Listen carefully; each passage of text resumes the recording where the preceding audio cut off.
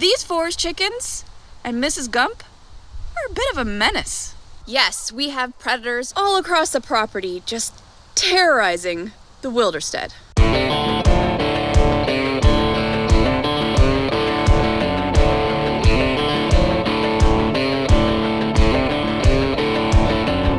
Living in the wilderness sure has its benefits, but it also brings us and our animals closer to predators.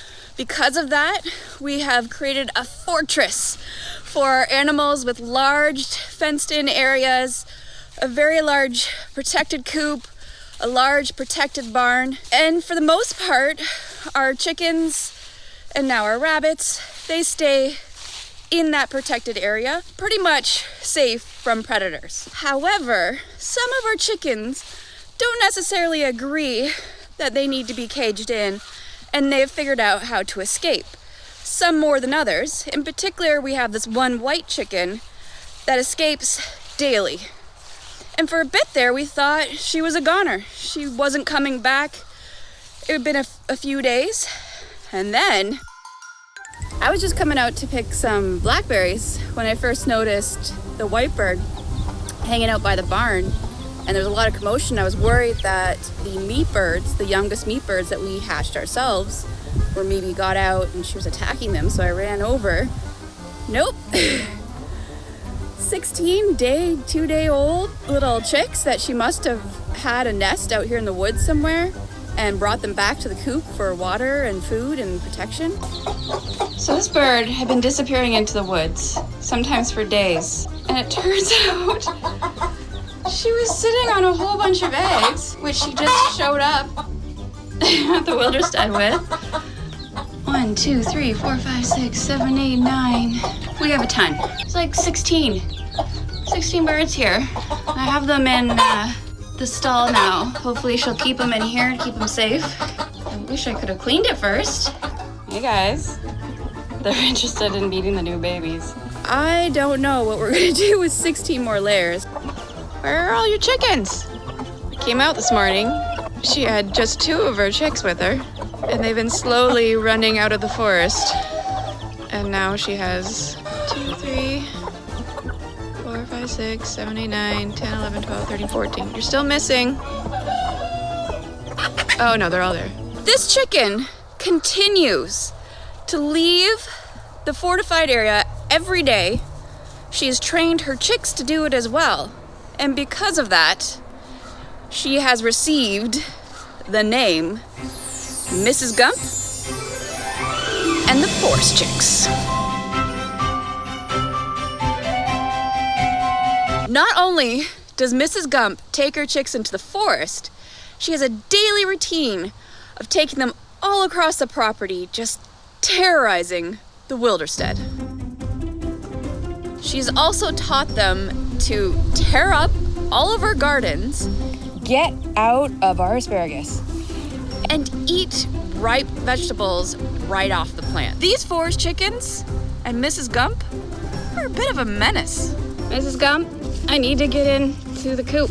You gotta take the forest chickens away. That's where I'm going. Come on. Thank you. I'm still coming back. Forest chicks. You're not gonna like this, Mrs. Gump, but I gotta come back. What'd you think? I was just gonna leave? I'm filling up the food. Chickens broke into the greenhouse. I'm gonna get up to some trouble. What trouble are you getting up to? You guys are trying to eat the celery? You guys need to get out of the greenhouse. There's Mrs. Gump outside. You can't get them that way. Come out the door. Come on.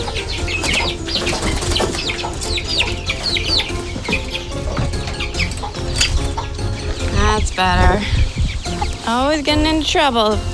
Mrs. Gump and her forest chicks.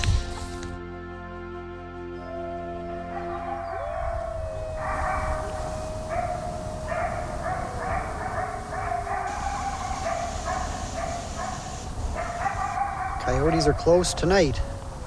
This guy's probably the scout calling in the rest of the pack. Yes, we have predators on the Wilderstead. We have bears, we have wolves, we have coyotes, we have owls, and we have eagles. and many other predators that make their home around our property. And that leads us to the sponsor of this video, REOLINK.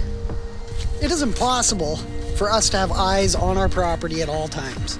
So when this company got in touch with us, wanting to know if we were interested in testing out some of their Wi-Fi cameras, we jumped on the opportunity to try it. We've been running several of these solar-powered Wi-Fi cameras on the property for a few months now, and so far we're quite pleased with what we're seeing.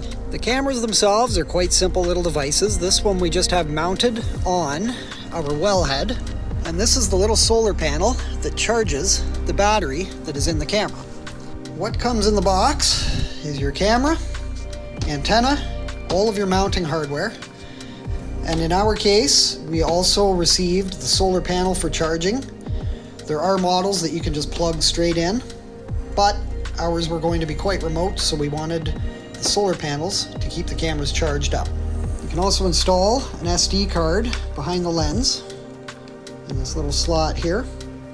Cameras do not come with the SD card, so you'll have to have your own SD card to pop inside there, just like so. Everything can be controlled through the REOLINK app, which you can download to your phone or install on your computer. It's a very simple app to use. When you're setting everything up, make sure you change all of your passwords and set everything up on a secure network to ensure your privacy. And now back to your regularly scheduled program. Caddis, come.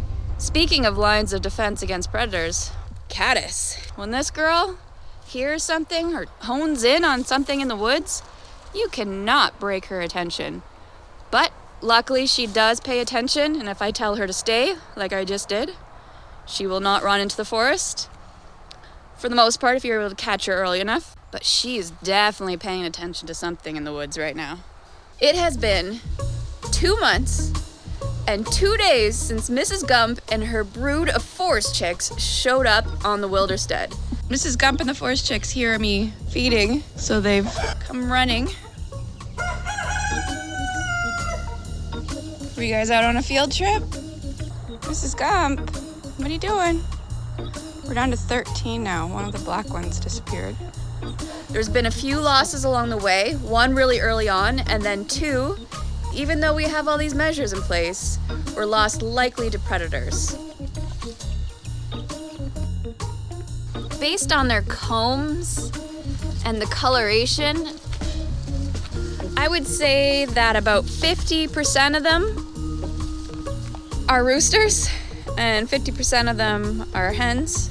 So if there's any of you that are looking for a bunch of destructive, unruly forest hens or roosters, just send us a message. We got them for you.